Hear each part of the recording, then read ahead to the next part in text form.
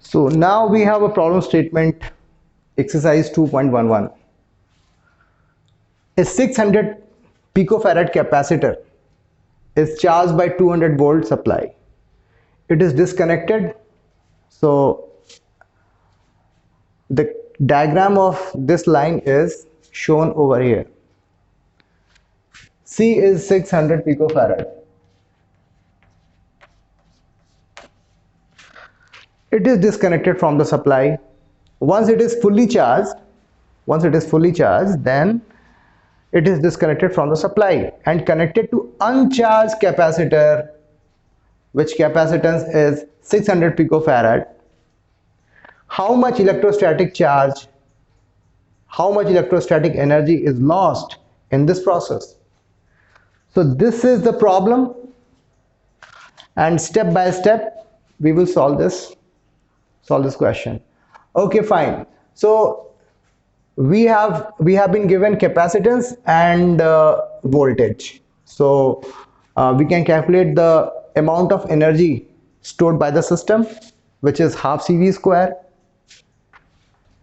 So E is equal to half CV square, half 600 picofarad and 200 volt per square. So this is 300 picofarad, 40000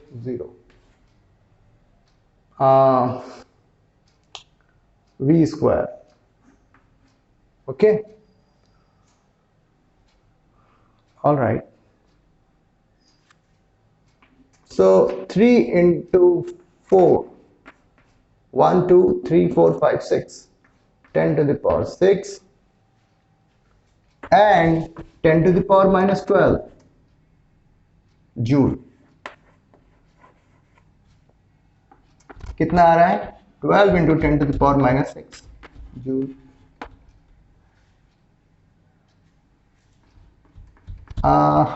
इसको even मान लेते हैं.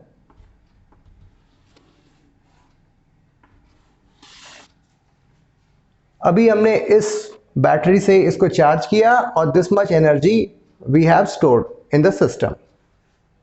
अच्छा, चूंकि charge किया है हमने, तो इसका मतलब ये हुआ कि इन प्लेट्स पे, पैरेलल प्लेट्स पे कुछ चार्ज भी एक्यूमुलेट हुए होंगे. So let's calculate the magnitude of that charge. Q is equal to CV. So 600 into 10 to the power minus 12 into 2 into 10 to the power 200. Okay, so this is nothing but 10 to the power minus 10. So 12 into 10 to the power minus 8.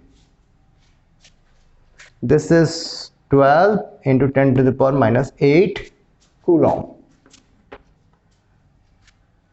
So there is this much charge accumulated on each plate of this capacitor. अभी क्या कर रहे हैं हम?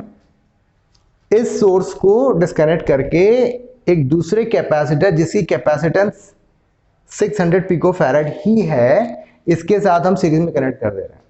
ठीक है, और कहीं कोई बैटरी ऐसा कुछ नहीं है.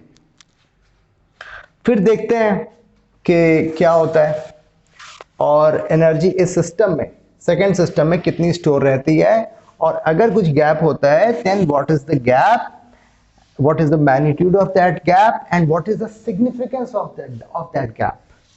तो अगर कहीं एनर्जी लॉस हो रही है तो कितनी हो रही है, और अगर वो एनर्जी लॉस हो रही है तो वो क्यों हो रही है. ठीक है ना. तो अभी आप ये देखो कि इस पैरेलल प्लेट कैपेसिटर पर ये चार्ज है और इसको अनचार्ज कैपेसिटर के साथ कनेक्ट किया जा रहा है. तो इसके जो चार्जेस हैं वो ये डिस्ट्रीब्यूट होना शुरू होंगे.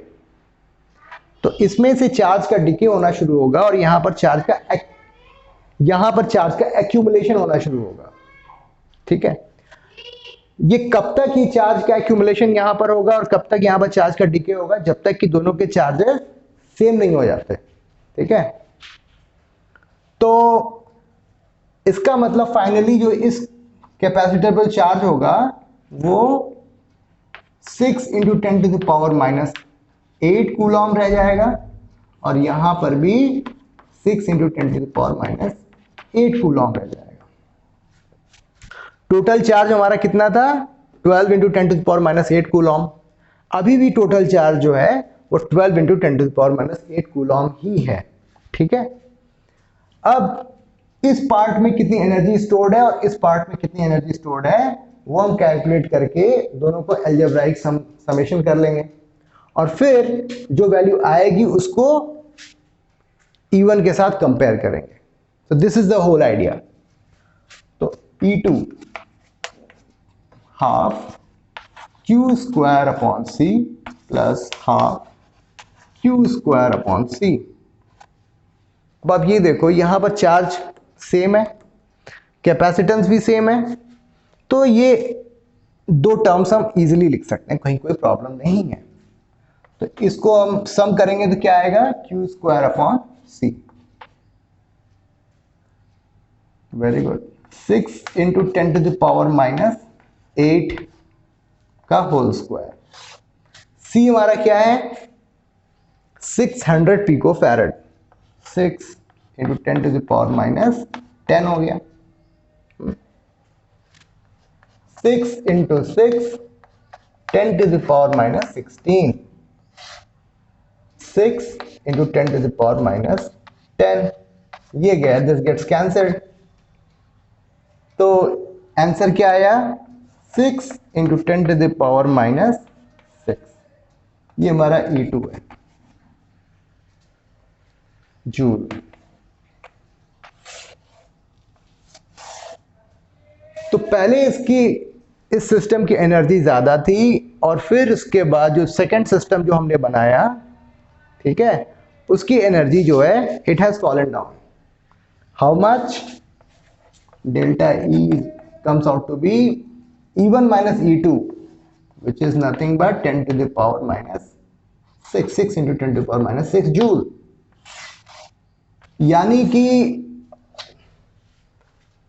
इस सिस्टम को कन्वर्ट यहां से हम यहां जो हमने सिस्टम बनाया ट्रांसफॉर्म किया उसमें जो है एनर्जी हमारी 6 इंटू 10⁻6 जूल ही रह गई। तो इस प्रोसेस में 6 इंटू 10⁻6 जूल की एनर्जी लॉस हो गई।